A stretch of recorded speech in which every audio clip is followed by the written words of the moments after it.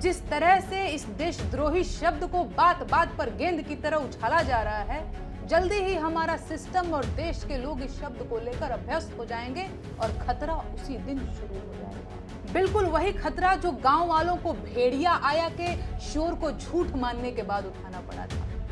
देश भी उसी ओर आगे बढ़ रहा है। लोक गायिका नेहा सिंह राठौर ने बीजेपी सरकार की नाक में दम कर रखा है। विपक्ष इतना बीजेपी के पीछे नहीं पड़ा है जितना नेहा सिंह राठौर पड़ी हैं। वैसे वो पीछे नहीं पड़ी हैं, बस मोदी सरकार से सवाल कर रही हैं। यही बात मोदी सरकार को पसंद नहीं आ रही है कि हिम्मत कैसे हुई सवाल करने की। पहलगाम हमला हुआ तो विपक्ष और नेहा सिंह राठौर ने सरकार से पूछा वहां सुरक्षा क्यों नहीं थी। हमले के कई दिन बीत जाने के बाद भी आपने क्या किया। यही सब सवाल नेहा, विपक्ष और कुछ पत्रकार पूछ रहे हैं, तो मोदी सरकार जवाब देने के बजाय एक्शन ले रही है। किसी के ऊपर एफआईआर हो रही है तो किसी चैनल को बंद कर दिया जा रहा है। लोकतंत्र में आवाज कैसे दबाई जाती है, ये सभी दलों को मोदी सरकार से सीखना चाहिए। विपक्ष इसे तानाशाही बता रहा है। बात करें अगर नेहा सिंह राठौर की, तो उन्होंने बीजेपी सरकार पर कई बड़े हमले बोले हैं। उनका वीडियो पाकिस्तान में चला तो उन्हें देशद्रोही बताया जाने लगा, जिसके बाद ये कहा गया कि नेहा पाकिस्तान की मदद कर रही हैं। जिसके बाद नेहा पर कई जगह एफआईआर दर्ज कराई गई, लेकिन उसके बाद भी नेहा सिंह राठौर रुकी नहीं। लगातार वो मोदी सरकार पर हमलावर है।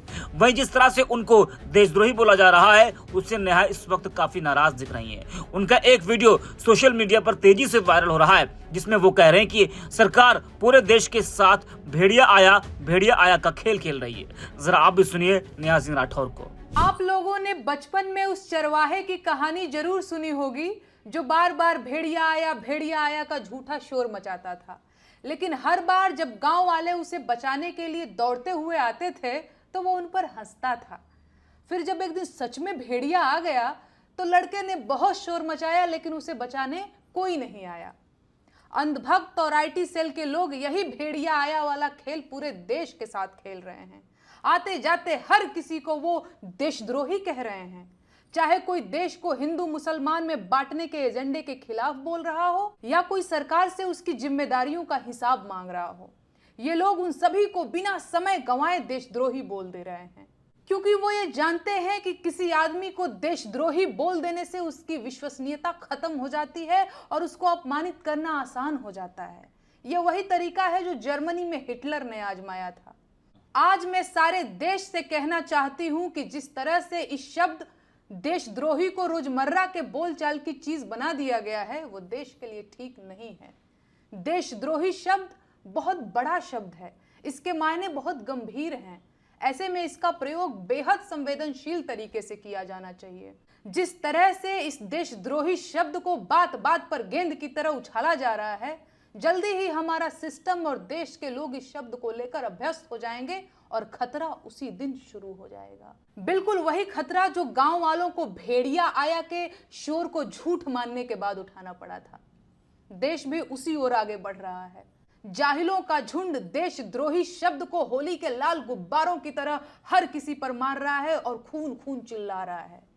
देशद्रोह के नाम पर जिस तरह से इतने ज्यादा फर्जी मुकदमे दर्ज किए जा रहे हैं, क्या हमारी कानून व्यवस्था इस बेहद गंभीर शब्द को लेकर यूज्ड टू नहीं हो जाएगी? क्या इसका फायदा उन असली अपराधियों को नहीं मिलेगा जो सच में देशद्रोही होंगे? ये सब बातें पूरा देश समझ रहा है, लेकिन ये अंधभक्त और उनके आका नहीं मानेंगे। ये लोग भेड़िया आया का शोर मचाते ही रहेंगे। ऐसे में अब ये पूरे गांव की जिम्मेदारी है कि इन मूर्खों और बदमाशों को सबक सिखाए, वरना वो दिन दूर नहीं जब सच में भेड़िया आ जाएगा और पूरा देश शोर सुनकर भी चुप बैठा रहेगा। तो सुना आपने।